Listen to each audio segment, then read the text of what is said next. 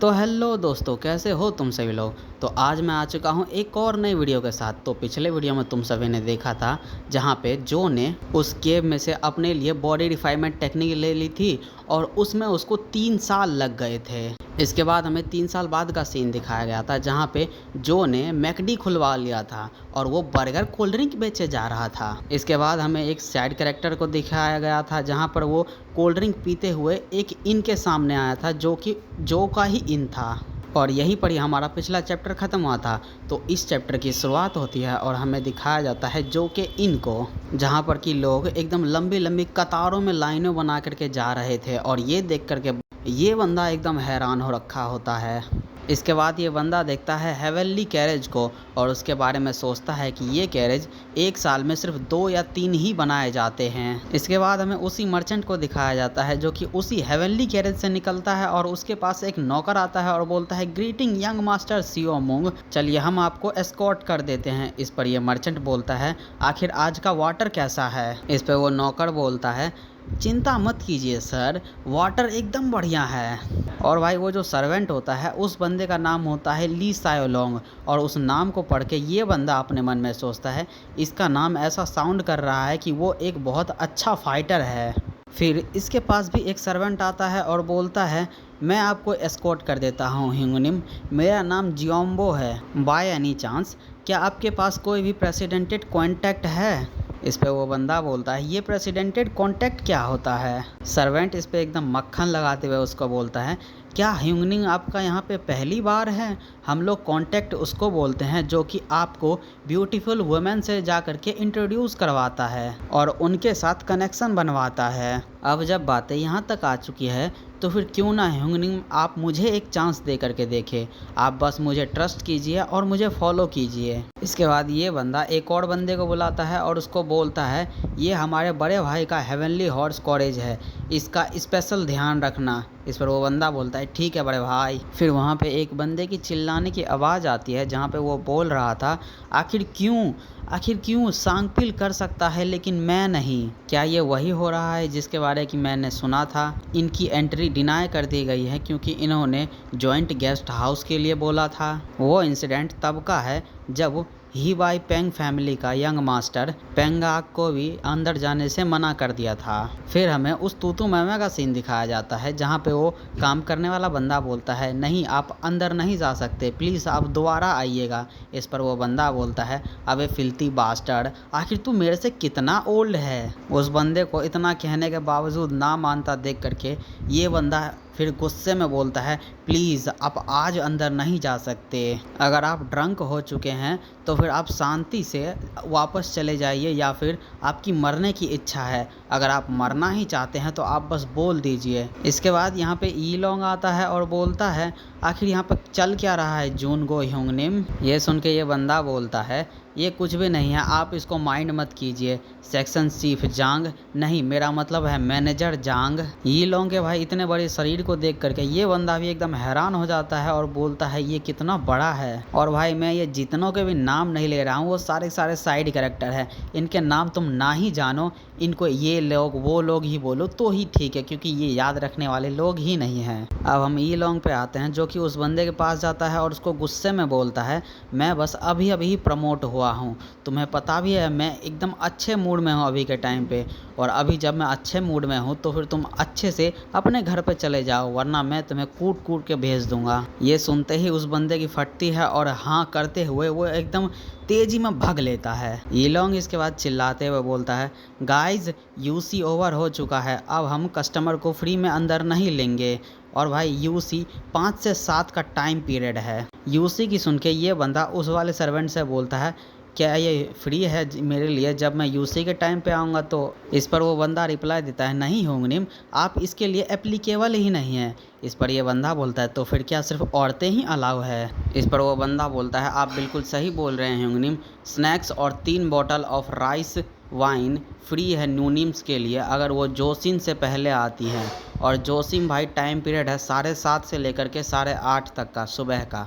ई लोंग जब उस सर्वेंट को उस बंदे से बात करता देखता है तो उसको अपने पास बुलाता है और फिर उस बंदे के पास आ जाने के बाद उसको बोलता है, क्या ये बंदा यहाँ पे अनजान नहीं है? जिस पर वो बंदा बोलता है, ये एक हेवनली हॉर्स कॉलेज से आया है ह्यूंगनिम। ये लोग पहले तो ये सुनता है और फिर एकदम खुशी में बोलता है, अबे उसको जल्दी से फिर अंदर लेकर के आना। फिर इसके बाद हमें उस होटल के अंदर का सीन दिखाया जाता है, जिसको कि जिंदा बार बना रखा है, और वो भी मॉडर्न वर्ल्ड का। अब वो बंदा और वो जो सर्वेंट के अंदर आ जाने के बाद वो सर्वेंट उस बंदे से बोलता है, क्या मैं आपको एक प्रीसियस लव रूम के ऊपर जाकर के एस्कॉर्ट करूं? अगर आपको इन औरतों के बीच में स्टैंड आउट करना है तो फिर आपको एक प्रीसियस लव रूम तो एटलीस्ट लेना ही पड़ेगा। इस पे ये बंदा बोलता है, सिंस ये मेरा पहली बार है तो फिर मैं बस एक टेबल लेना चाहूँगा और आसपास की चीज़ों को देखना चाहूँगा।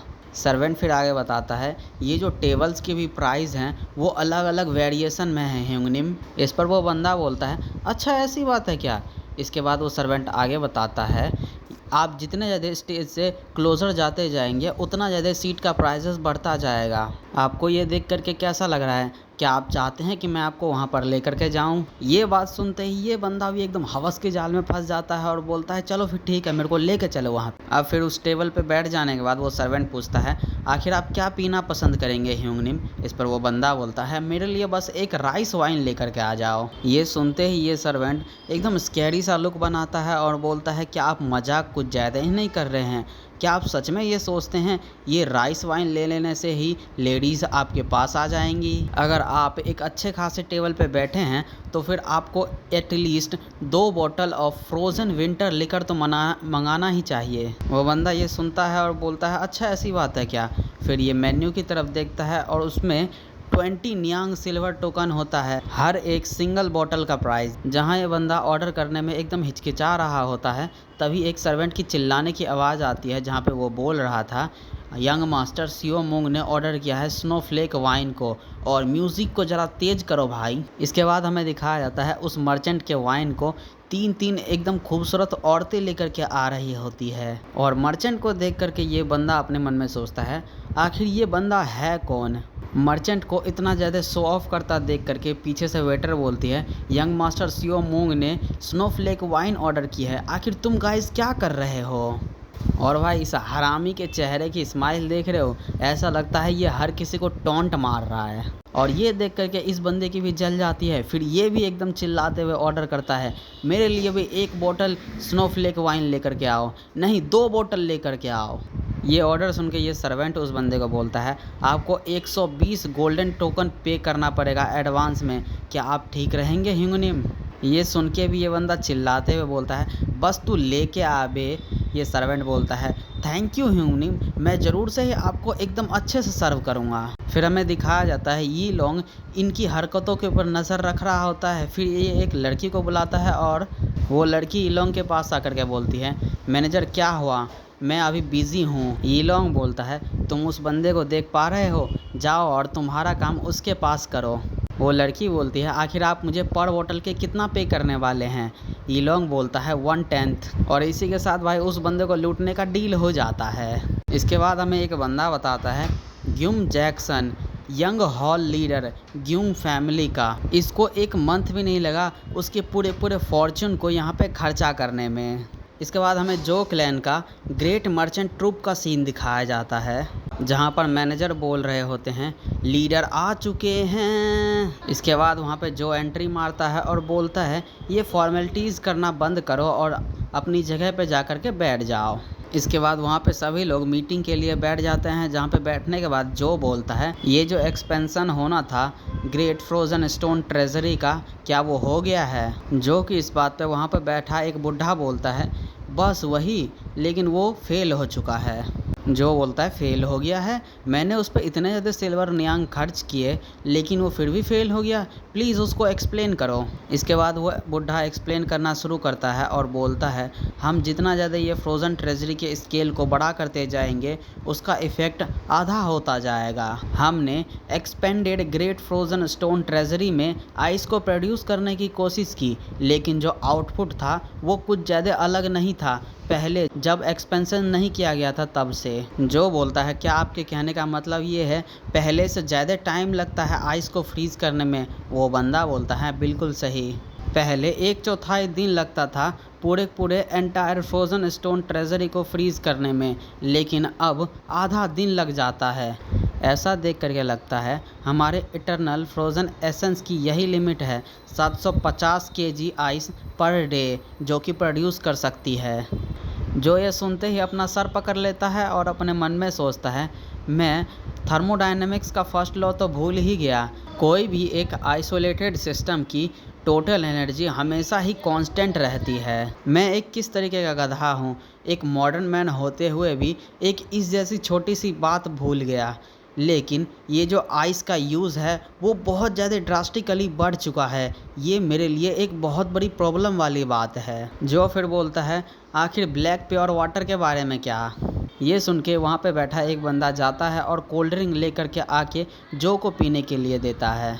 जो वो कोल्ड ड्रिंक को पीने के बाद चिल्लाते हुए बोलता है, ये वो बिल्कुल भी नहीं है, ये पहले से भी ज़्यादा बुरा हो चुका है।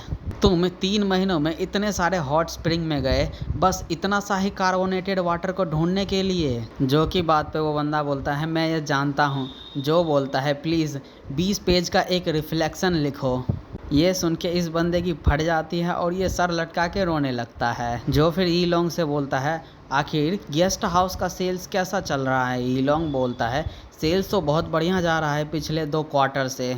जो ये सुन के ई लॉन्ग के बारे में सोचता है, पहले तो मैं इसको गेस्ट हाउस का बस एक गेट कीपर ही बनाने वाला था, लेकिन किसने ही सोचा था कि ये एक सेल जीनियस निकलेगा।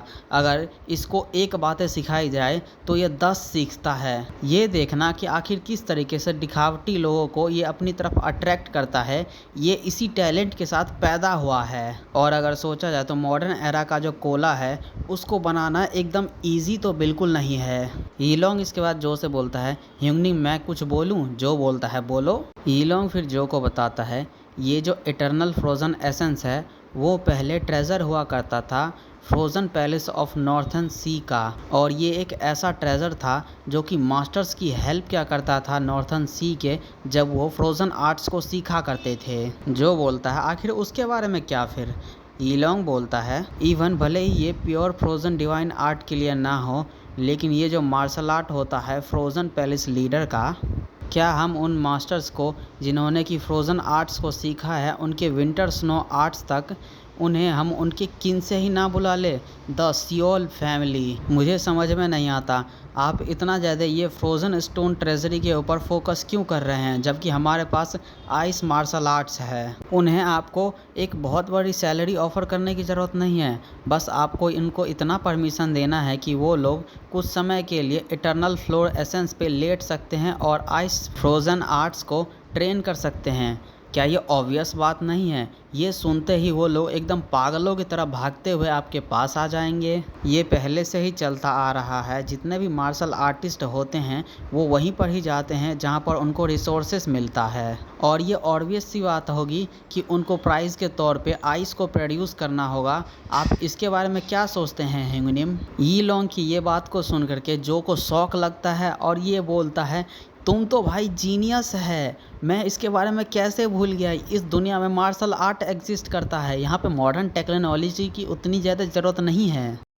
और इसी सीन के साथ इस वीडियो को यहीं पर ही ख़त्म करते हैं। और भाई 1 घंटे की वीडियो बन रही है, तुम लोग बस मेरे को सब्सक्राइबर बढ़वाओ, और कुछ नहीं चाहिए, सब्सक्राइबर बढ़वाओ।